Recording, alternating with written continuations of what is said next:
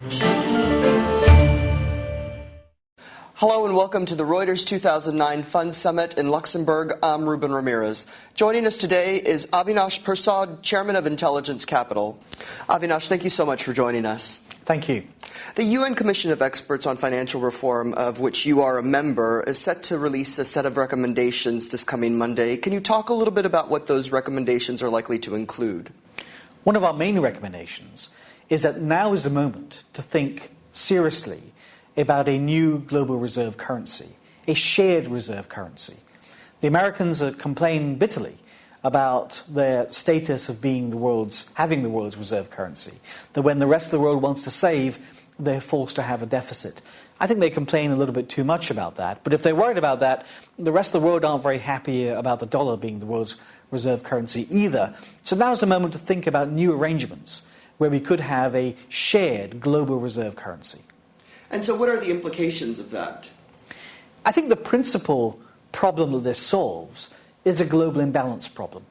That when part of the world wants to save more than it did before, this won't lead to a concentration of assets in one place, but more spread around the world. It's good for those people who've got the savings, their assets are diversified, and it's good for those people where the money is flowing.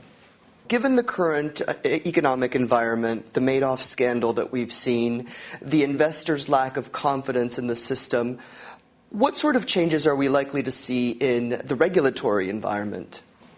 I think this crisis is going to have a long-lasting impact on financial regulation, financial institutions, probably going to cast its shadow over the next 50 years of finance. In financial regulation, we're going to place a lot more emphasis on systemic risks. Whilst the public and the politicians like to talk about issues of fraud, actually what really went on was a fundamental failure of domestic regulation and ignoring the economic cycle. This was our major error, and I think regulators have understood that, and they are looking at a number of ways in which regulation can be sensitive to the booms as well as the busts. Financial hubs like Luxembourg have based a lot of their success on bank secrecy laws that perhaps will be relaxed sooner rather than later because of pressure from different forces. What's likely to be the impact of that on financial centers like Luxembourg?